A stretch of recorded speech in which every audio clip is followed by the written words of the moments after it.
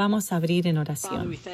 Padre, te damos gracias por este día glorioso. Te damos gracias, Señor Jesús, por hacer este día bueno para vivirlo, porque sin ti, Señor, ¿qué sentido tiene? Hemos vivido en ese mundo. Algunos recordamos ese vacío, ese no tener sentido, aparte de una relación con Jesús. Entonces estamos tan agradecidos.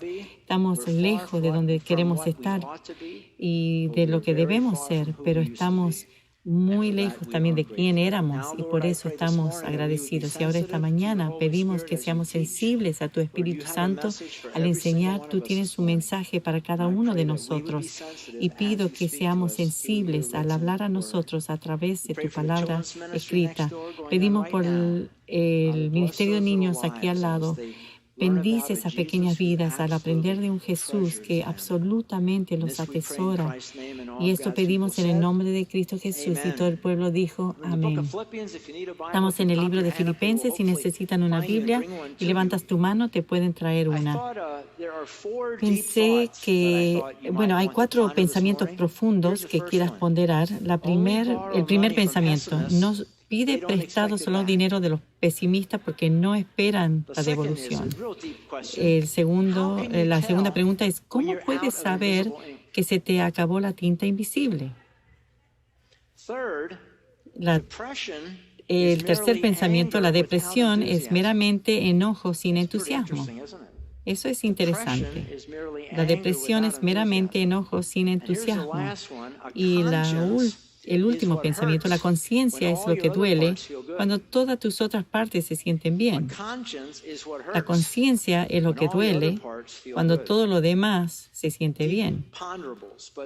Muy profundo para ponderar. Pero en la lección de hoy, Pablo nos da un pensamiento profundo para ponderar qué clase de recompensas recibiremos en el cielo y qué haremos con esas recompensas. Entonces, empecemos. Como ya tuvimos 2 enseñanzas sobre discernir el llamado de Dios en nuestra vida, seguido del Domingo de Palmas y la Pascua, pensé que sería bueno hacer un repaso ligero en el trasfondo del libro a los Filipenses. Lo dije al principio que Pablo escribió 13 o 14 de las epístolas. No están seguros del último, el libro de Hebreos. Muchos no creen, pero yo personalmente sí. 13 a 14 de los libros, 4 de ellos, sus epístolas de la prisión, escritos en la prisión, Efesios, Filipenses, Colosenses y la carta breve a Filemón. Ahora, Filipenses era su epístola final en la prisión. Y fue en el segundo viaje misionero de Pablo que visitó por primera vez a Filipos, alrededor del 52 después de Cristo. Y para tu información, muchos creen que Pablo nació en el año 0, entonces tenía como más o menos 52 años en el año 52 y murió más o menos entre el 60 a 65 años. Murió decapitado por Roma. Y más o menos 10 años más adelante. La razón que Pablo fue a Filipos era por una visión que había tenido. En Hechos 16:6 leemos eso. Luego Pablo y Silas viajaron por la región de Frigia y Galacia porque el Espíritu Santo les había impedido que predicaran la palabra en la provincia de Asia en ese tiempo. Luego, al llegar a los límites con Misia, se dirigieron al norte hacia la provincia de Bitinia, pero de nuevo el Espíritu de Jesús no les permitió ir allí, así que siguieron su viaje por Misia hasta el puerto de Troas. Esa noche Pablo tuvo una visión, un sueño. Puesto de pie un hombre de Macedonia al norte de Grecia le rogaba, ven aquí a Macedonia y ayúdanos. Eso es donde está Filipos. Entonces decidimos salir de inmediato hacia Macedonia después de haber llegado a la conclusión de que Dios nos llamaba a predicar la buena noticia allí. Por eso Pablo fue allí a Filipos. Filipos era una ciudad estratégicamente ubicada para el Imperio Romano. Estaba en un cruce que conectaba Europa a Asia. Adicionalmente, Filipos era una colonia romana que significaba que Roma enviaba soldados romanos veteranos, para vivir en esas ciudades, normalmente 300, con sus esposas e hijos. La idea era que estas ciudades, que eran colonias romanas, y estaban tan estratégicamente ubicadas y tan lejos de Roma, querían asegurarse que no se vuelvan en contra de Roma. Entonces, como resultado, enviaban más o menos 300 soldados veteranos romanos que estaban orgullosos de su ciudadanía en estas ciudades. Y como consecuencia, el latín era el lenguaje principal romano, se vestía a la moda romana y las costumbres romanas se observaban. Y otra importante distinción en cuanto a la carta de Pablo a los filipenses era que en su libro, Pablo no se refiere a ninguna preocupación seria como lo hace en la mayoría de sus cartas. Entonces, con ese repaso rápido, empecemos en el capítulo 4. 4:1. Por lo tanto, mis amados hermanos, manténganse fieles al Señor. Los amo y anhelo verlos, mis queridos amigos, porque ustedes son mi alegría y la corona que recibo por mi trabajo. En una traducción dice mi alegría y mi premio. La Reina Valera, mi gozo y corona mía. Cuando oímos la palabra corona, vemos algo así. En griego hay dos palabras para corona. La primera es diadema, que es una corona real, como ven en este cuadro, pero no se usa la palabra aquí. Stéfano se usa, que era la corona dada a los atletas en los Juegos griegos. La palabra esta es la que es usada cuando Pablo dice, ustedes son mi corona. Esta corona estaba hecha de hojas silvestres de olivo, entretejidos con perejil y hojas de laurel. Y en la mente de Pablo, sin duda, también estaba el banquete que acompañaba la presentación de estas coronas de los ganadores y el gran gozo que acompañaba la presentación de sus coronas. Hoy en día piensa en un trofeo. La Biblia habla de esto en otros lugares también. 1 Pedro 5:4 dice, así cuando venga el gran pastor, recibirán una corona de gloria y honor eternos. Y en 1 Tesalonicenses 2, leemos esto. Después de todo, ¿qué es lo que nos da esperanza y alegría? ¿Y cuál será nuestra orgullosa recompensa y corona al estar delante del Señor Jesús cuando Él regrese? Son ustedes. Sí, ustedes son nuestro orgullo y nuestra alegría. Dice a los tesalonicenses, ustedes son mi corona al pararme ante el Señor. Y como una aplicación muy práctica, cada esposo aquí esta mañana considere bien esto. ¿Tu esposa estará de pie delante del trono de Dios un día como tu trofeo, como tu recompensa? Tú siendo reconocido por haber amado y nutrido la hija de Dios, protegiéndola, cuidándola, lavándola por la palabra de Dios, al presentarla un día al tu Padre Celestial, que se nos dice va a suceder de acuerdo a Efesios 5. Dice, para los maridos, eso significa ame cada uno a su esposa tal como Cristo amó a la iglesia. Él entregó su vida por ella, a fin de hacerla santa y limpia, lavarla mediante la purificación de la palabra de Dios. Lo hizo para presentársela a sí mismo como una iglesia gloriosa, sin mancha, ni arruga, ni ningún otro defecto. Será en cambio santa e intachable. La Biblia dice que debemos presentar a nuestra esposa al Señor Jesucristo en ese día, esplendorosa, sin mancha ni arruga, sino santa y sin defecto, porque tú, como su líder espiritual, la has lavado por el agua de la palabra de Dios, porque tú, como líder espiritual, has nutrido a tu esposa, la has cuidado. En verso 36 dice, a fin de hacerla santa y limpia, al lavarla mediante la purificación de la palabra de Dios. Yo he dicho esto antes, pero me imagino que nosotros como esposos, cuando lleguemos al cielo, sabiendo cómo pensamos, vamos a querer dar una lista larga de todas las cosas importantes que hicimos para Dios. Es la forma que priorizamos los hombres, 1, 2, 3. Y puedo imaginarme que yo empiezo con mi lista y Jesús con esa sonrisa que siempre tiene, dice, Tom, está bien, vamos a llegar a eso, no hay nada malo con esas cosas, pero ¿cómo trataste a tu esposa? Bueno, pero hice esto y esto y esto. Bueno, vamos a llegar ahí. Pero mi primera pregunta, ¿cómo trataste a tu esposa? Porque hombres, esposos, creo que no hay un llamado más alto sobre nuestras vidas. No hay un ministerio más alto al cual nos llama Él, que amar a nuestras esposas.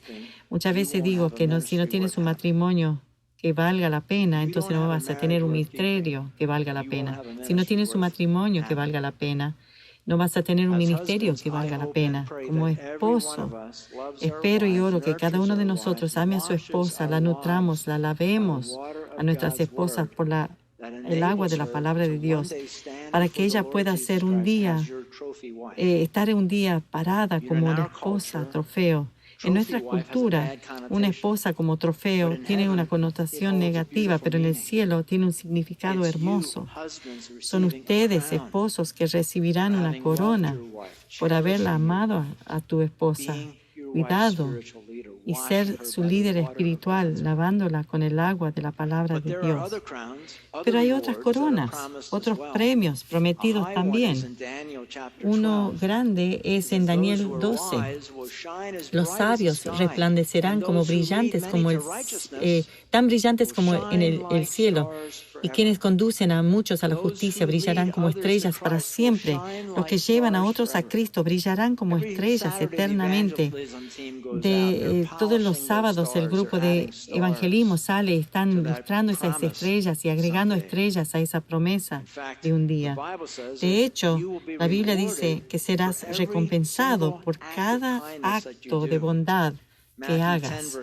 Mateo 10, 41 dice Jesús, si reciben a un profeta como alguien que habla de parte de Dios, recibirán la misma recompensa que un profeta. Y si reciben a un justo debido a su justicia, recibirán una recompensa similar a la de él. Y aquí está.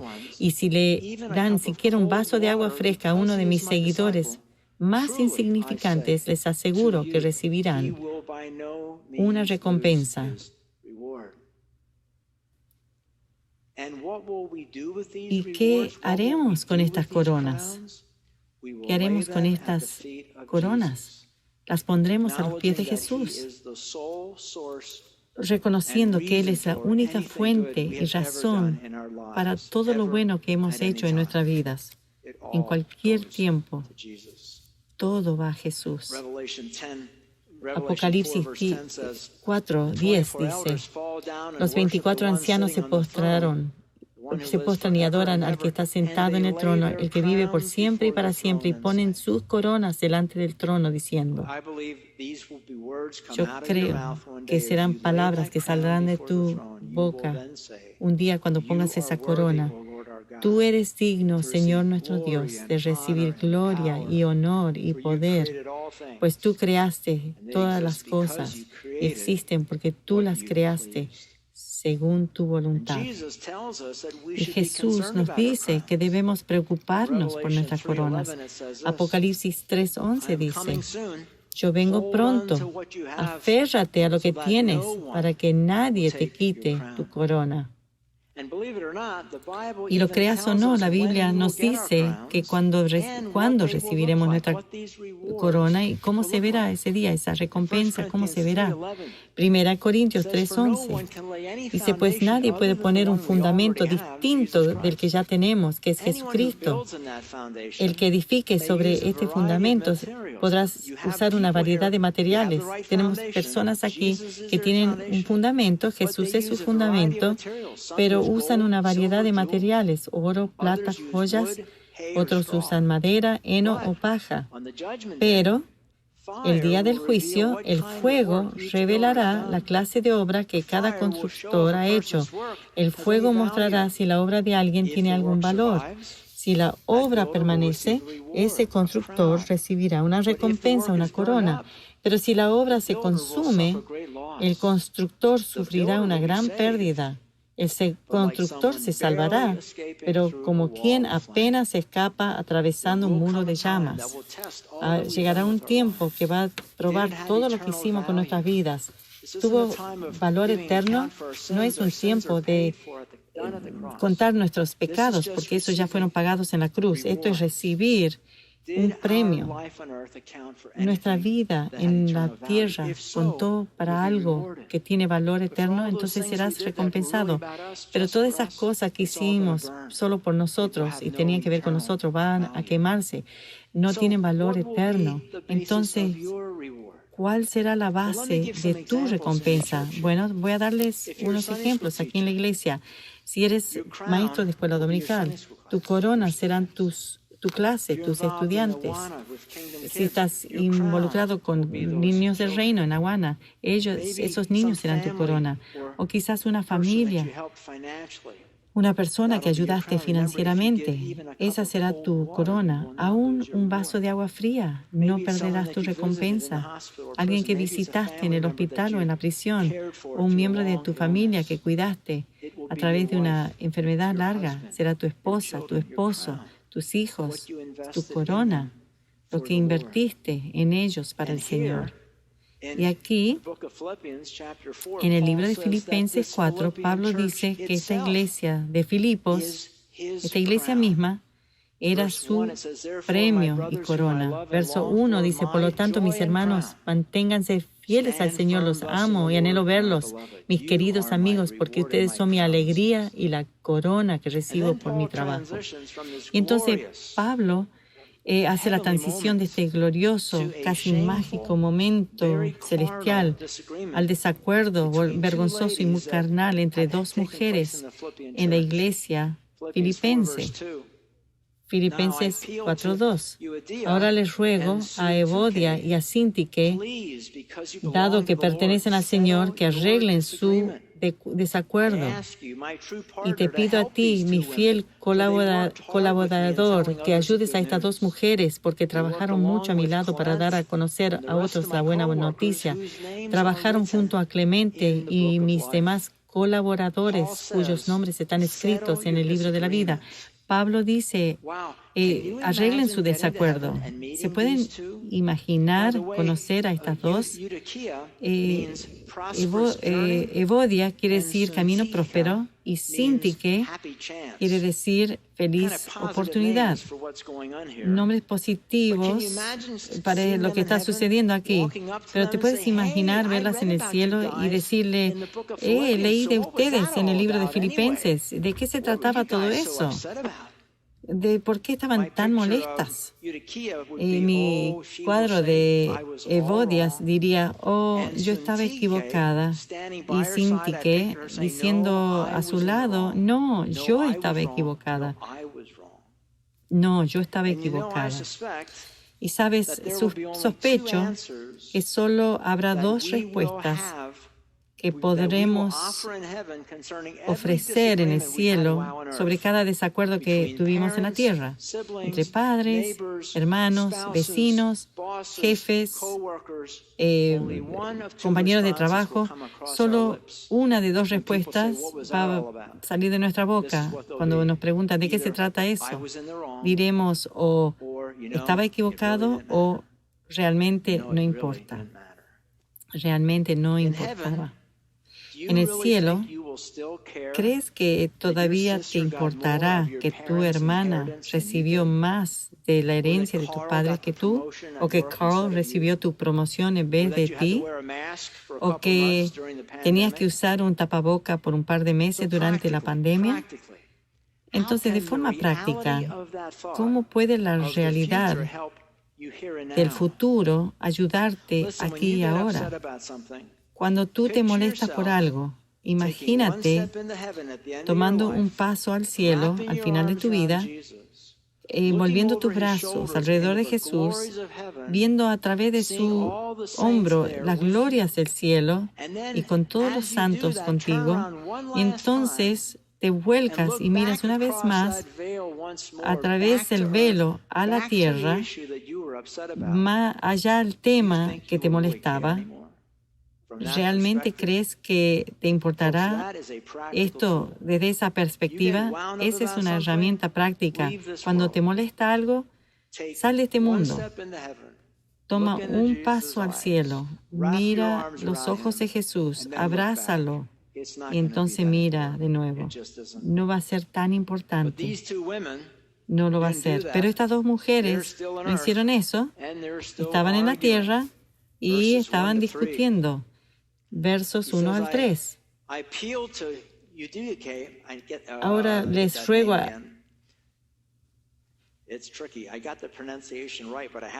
tengo la pronunciación bien, pero tengo que verla.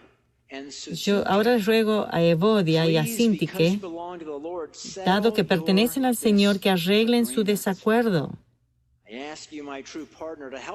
Te pido a ti, mi fiel colaborador, que ayudes a esas dos mujeres porque trabajaron mucho a mi lado para dar a conocer a otros la buena noticia. Trabajaron junto con Clemente y mis demás colaboradores cuyos nombres están escritos en el libro de la Biblia. ¿Sabemos algo de estas dos mujeres? No mucho, excepto que ellas trabajaban lado a lado con Pablo como misioneras, hablando a otros de Jesús. ¿Cuál era el tema de su contención?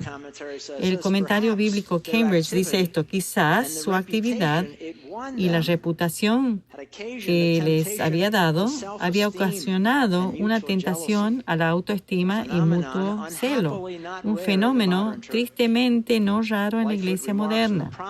Lightfoot comenta sobre la prominencia de las mujeres en la narrativa de la evangelización en Macedonia, que se encuentra en Hechos 16-17. Da prueba de que la posición social e influencia de las mujeres de Macedonia era más alta en Macedonia que la mayoría de las comunidades antiguas. Vincent, el comentarista, dice: la posición que se les daba a las mujeres de Macedonia era excepcional. En Grecia, generalmente, la posición de una mujer era inferior, pero en Macedonia las estatuas eran erigidas a mujeres por agencias públicas, y en las inscripciones macedónicas los registros de nombres propios masculinos eran formados con el nombre de la madre en vez del padre. También, algo único era que las mujeres macedonias podían ser dueñas de propiedad. Qué vergonzoso que estas mujeres tengan esta pelea y que sea leída por miles de iglesias por casi 2000 años. Pablo las amonestó diciendo: les ruego que ustedes, oh preciosas mujeres, dejen esto atrás. Y aquí hay una aplicación muy práctica para nosotros. Podría sugerirles que tú y yo hagamos una meta de llegar al final de nuestras vidas. Tomen esto seriamente, amigos. Llegar al final de nuestras vidas con los menos problemas no resueltos con otros, como nos sea posiblemente o humanamente posible, tanto como podamos tratar con ellos. Romanos 12:18 dice esto bien: hagan todo lo posible por vivir en paz con todos. Que este sea tu meta, de vivir en paz con todos hasta el fin de tu vida, con problemas no resueltos, menos posibles. Barnes dice, el comentarista de Clemente, dice: la mayoría de los antiguos decían que Clemente de Roma era uno de los padres primitivos, pero no hay evidencia de esto, dice Barnes. El nombre Clemente era común y no es improbable suponer que habría un predicador con ese nombre en la iglesia de Filipos. La coincidencia podría haber sido el Clemente de Roma, que había nacido en el 35 después de Cristo en Roma, que lo hace posible. Alford, el comentarista, dice que cree que este Clemente era un filipense y no necesariamente Clemente el obispo de Roma, pero Origen, que nació en 185, identifica a Clemente como aquel famoso obispo de Roma. Así que cuando lleguemos al cielo lo vamos a averiguar. Y de estos tres, y el resto de los colaboradores de Pablo, dice que sus nombres están escritos en el libro de la vida, el libro de la vida. Sus nombres están escritos en el libro de la vida. Este es un libro que Moisés se refiere. que le dice a Dios, ¿puedes quitarme del libro de la vida? Estaba frustrado. Le dijo Dios a Moisés, lo voy a destruir, voy a hacer una gran nación de ti. Entonces Moisés volvió donde estaba el Señor y dijo, qué terrible pecado cometió este pueblo. Se hicieron dioses de oro. Ahora si solo perdonara su pecado, pero si no, borra mi nombre del registro que has escrito. Este libro de la vida que Moisés, al cual Moisés se refiere, y Dios dice, el que peca se va a quitar su nombre de este libro. Y después David sabía del libro de la vida también. En Salmo 69 dice, borra sus nombres del libro de la vida, no dejes que sean incluidos entre los justos. Y Jesús mismo dice que debemos regocijarnos si nuestros nombres están escritos en este libro. Lucas 10:20, Jesús dijo, pero no se alegren de que los espíritus malignos os obedezcan, alégrense porque sus nombres están escritos en el cielo. Entonces, la referencia mejor y más clara se encuentra en Apocalipsis 20, en el juicio del gran trono blanco. Cuando leemos esto, este es el juicio de los incrédulos. No habrá un creyente ante este trono. Vi un gran trono blanco al que estaba sentado en él. La tierra y el cielo huyeron de su presencia, pero no encontraron ningún lugar donde esconderse. Vi a los muertos, tanto grandes como pequeños, de pie delante del trono de Dios. Los libros fueron abiertos, incluidos entre ellos el libro de la vida. El libro de la vida es un único libro, pero hay otros libros. A los muertos se les juzgó de acuerdo a las cosas que habían hecho, según lo que estaba escrito en los libros, plural. El mar entregó sus muertos y la muerte y la tumba también entregaron sus muertos y todos fueron juzgados según lo que habían hecho. Entonces la muerte y la tumba fueron lanzados al lago de fuego. Este lago de fuego es la segunda muerte. Y todo el que no tenía su nombre registrado en el libro de la vida fue lanzado al lago de fuego. Entonces esto habla del juicio final para los incrédulos. Y la idea es que, como cortesía, Dios va a sacar el libro de la vida, lo va a abrir y le va a mostrar que jamás hubo un tiempo que aceptaron a Cristo como su Salvador y Señor. Su nombre no estará en ese libro. Y porque no está su nombre, ese libro único, el libro de la vida, será cerrado y Dios abre los libros, en plural, los libros de los hechos y va a enumerar los pecados que cometieron. Y la pregunta va a ser, ¿cómo pagarás por este pecado? Rechazaste el plan que yo te di para tratar con estos pecados a través de mi Hijo Jesús.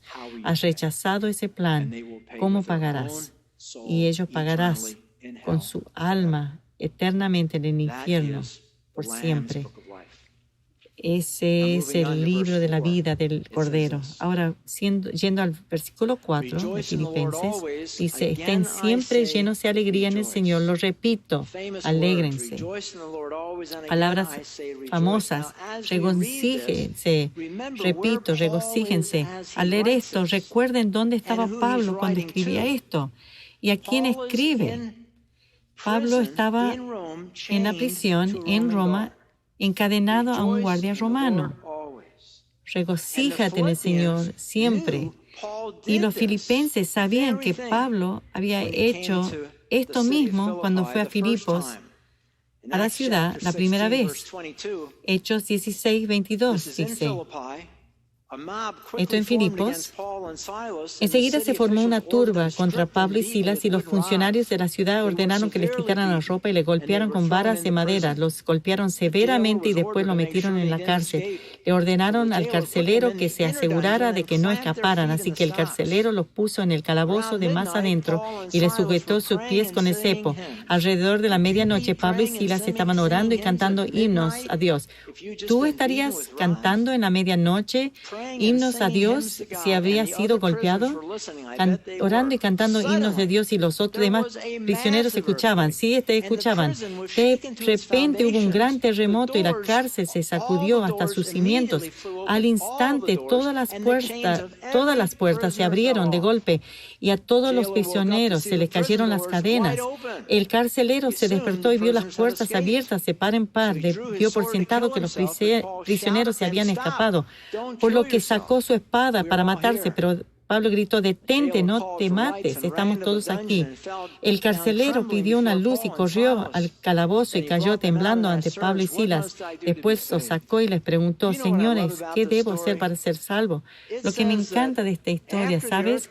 Dice que después del terremoto, las cadenas se le cayeron y todas las puertas se abrieron. Y Pablo dice, estamos todos aquí, nadie se fue.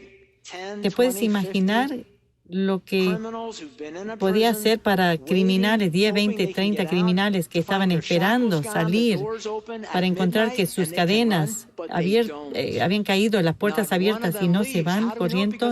Ni uno de ellos se va. ¿Cómo sabemos? Porque Pablo dice, estamos todos aquí. ¿Por qué no se fueron? Yo creo que estaban tan impactados con estos dos tipos y sabían que este terremoto y la soltura, la liberación venía por la oración de ellos y querían quedarse para ver qué es lo que sucedía. De verdad, yo creo que todos se quedaron ahí.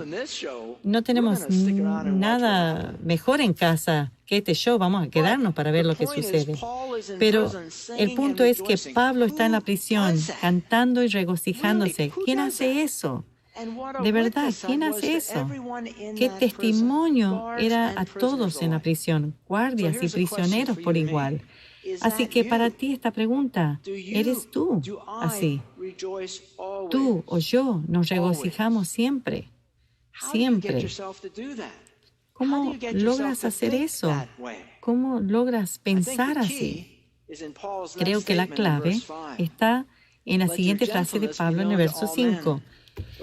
Que todo el mundo vea que son considerados en todo lo que hacen. Recuerden, el Señor vuelve pronto. Dice, el Señor está cerca en otra versión. Y amigos, aquí está la respuesta para aquellos de ustedes que están pasando por pruebas ahora mismo, que tú sabes, excepto por un milagro absoluto, que esa prueba estará contigo hasta el día que mueras. Quizás es una enfermedad cruel, como la enfermedad de Huntington o Parkinson o cáncer de pulmón avanzado o Alzheimer, o cientos posibilidades más. ¿Cómo puedes tú o tu ser querido que pasa por esto decir lo que Pablo dice desde lo más profundo de su corazón? Regocíjate en el Señor. De nuevo digo, alégrense. ¿Cómo puedes decir eso y decirlo de veras? Porque lo que dice Pablo en la próxima frase, porque el Señor está cerca, porque esa persona pronto estará en el cielo, porque ese sufrimiento, esa aflicción es solo un segundo de ser convertido de dolor a gozo eterno, lo cual se sucederá cuando esa persona toque el cielo. Romanos 8:18 es un recordatorio. Sin embargo, lo que ahora sufrimos no es nada comparado con la gloria que Él nos revelará más adelante. Y yo creo que es por esto que Pablo cantó, y el próximo pensamiento entre alegrarse en el Señor y esto, el Señor está cerca. Dice que todo el mundo vea que son considerados en todo lo que hacen. La palabra gentileza quiere decir apropiado, suave, gentil, paciente en las pruebas. Recuerda, este es Dios que te dice esto a través de Pablo. Que tu gentileza, que tu paciencia en tu prueba sea conocida, observada por todos los hombres. ¿Cómo la lección de hoy se aplica a mí? Si estás pasando por pruebas enormes o dificultad enorme ahora, disciplínate a mantener tu enfoque emocional sobre Jesús y el cielo. ¿Por qué? Porque Dios te dice aquí que esta es la clave de pasar por los problemas difíciles de la vida. Dios dice que si eres exitoso en hacer esto, entonces serás gentil en todo tu trato con otros mientras pasas esa prueba. Y tu gentileza será conocida por todos los hombres. En otras palabras, tu gentileza, tu paciente respuesta a la prueba, será un testimonio poderoso a los que te observan. Escucha, no es tan difícil ser gentil y amable y suave cuando las cosas nos van bien. Pero cuando vienen los problemas y las pruebas y unos grandes, es cuando nuestra gentileza llega a ser un testimonio poderoso a los que nos ven. Al darse cuenta de que nuestra respuesta gentil a esta prueba abrumadora solo puede explicarse, que viene de parte de Dios. Esta historia viene de la antigua República en Rusia en 1970. ¿Qué clase de hombres son estos?, se preguntó Nikolai Cámara. Ellos muestran gozo en medio del sufrimiento. Ellos cantan en las horas de oscuridad. Cuando tienen pan, lo comparten con alguien que no tiene. Mañana y noche toman sus manos y hablan a alguien que no pueden ver. Y al hacerlo, sus rostros brillan. Durante meses, Cámara había observado a los cristianos que compartían su celda en la prisión comunista. A diferencia de los creyentes que estaban en prisión por negarse a negar su fe en Jesús, Cámara estaba allí por crímenes que había cometido. Fue arrestado por robo, había sido sentenciado a prisión por 10 años. Se describía a sí mismo como un hombre sin conciencia. Un día, 2 cristianos se sentaron con Cámara, les contó la triste historia de su vida y terminó diciendo: «Soy un hombre perdido». Un cristiano le respondió: «Un hombre perdido, aún un ladrón, tiene el valor completo de un hombre. Es de tan grande valor que el Hijo de Dios dejó el cielo por él, muriendo en la cruz para salvarlo». Cámara entendió. El cristiano le dijo al ladrón: «Dios te ama, tú eres valioso para él». Cuando Jesús conoció a borrachos, ladrones, prostitutas y los que habían cometido grandes pecados, jamás le preguntó qué pecados habían cometido. En cambio les dijo: «Anímense, sus pecados son perdonados». También te digo, Cámara, que tus pecados son perdonados porque Jesús murió por ti, solo tienes que creer. Cámara se hizo cristiano. Cuando terminó su sentencia en la prisión y fue liberado, se unió a la iglesia secreta, aunque estaba en constante peligro de la KGB. Llegó a ser un fiel miembro de su congregación local. Un tiempo después, el pastor de la iglesia de Cámara fue arrestado. Las autoridades lo golpearon y lo torturaron, esperando que les sigan los nombres de los miembros de su iglesia y les dé información que les ayudara a detener la impresión de los libros del Evangelio que estaban circulando. Fue torturado, pero no les dijo nada. Si lo hubiera hecho, miles de sus compañeros cristianos habrían sido arrestados. Después de ser golpeado repetidamente, el pastor sin éxito, el capitán de la investigación le dijo: «Ya no te torturaremos más. Tenemos otro método». Entonces arrestaron a Nikolai Cámara, lo trajeron ante el pastor y le dijeron al pastor: «Si no nos dices todos los secretos de tu iglesia, torturaremos a Cámara enfrente de ti». El pastor no aguantaba ver a alguien sufriendo por él. Le preguntó a Cámara: «¿Qué haré?». Cámara le dijo: «Sé fiel a Jesús y no lo niegues. Estoy feliz de sufrir por el nombre de Cristo». El capitán le dijo: «Le sacaremos los ojos de Cámara». Los torturadores tomaron un cuchillo y se acercaron a Cámara. El pastor no podía soportarlo. Clamó a Cámara: «¿Cómo podré ver esto? Quedará ciego». Cámara respondió: «Cuando me quite mis ojos, veré más belleza que lo que veo con estos ojos. Veré al Salvador. Tú permaneces fiel a Cristo hasta el fin».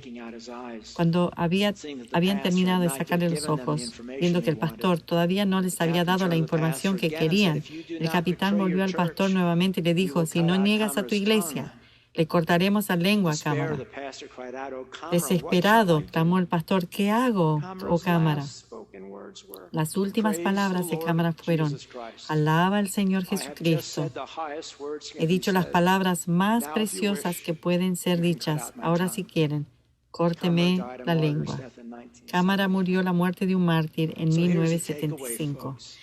Entonces, la lección de hoy, amigos: si estás pasando pruebas en este momento, recuerda la carta de Pablo para ti desde la prisión, donde te dijo: «Gózate en el Señor siempre». Y repito, regocíjate. Recuerda, amigos.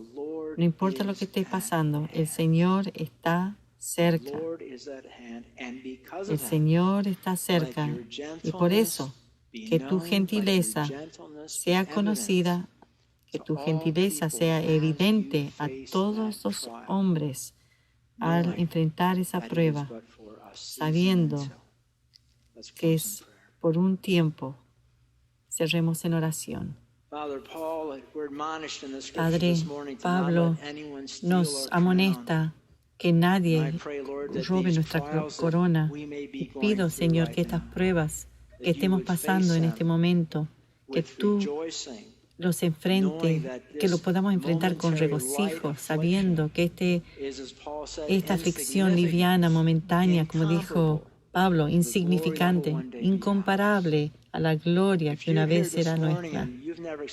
Si tú estás aquí esta mañana y nunca has aceptado a Cristo como tu Salvador, para comenzar esto es venir a una relación con Dios a través de Jesucristo para que tu nombre sea escrito en ese libro de la vida del Cordero. Si quieres hacer eso esta mañana, haz esta oración en tu corazón. Padre, reconozco que he pecado. He cometido muchos errores y te pido que me perdones. Y recibo a Jesucristo como mi Salvador y Señor personal. Jesús, su muerte en la cruz, para que mis pecados sean perdonados, que yo pueda mi nombre sea escrito en el libro del Cordero. Ahora, gracias Jesús por salvarme. Ahora ayúdame a enfrentar cada prueba en la vida, viendo a la luz de la eternidad, a la luz del hecho de que el Señor está cerca. Y lo pedimos en el nombre de Cristo Jesús, y todo el pueblo dijo, amén.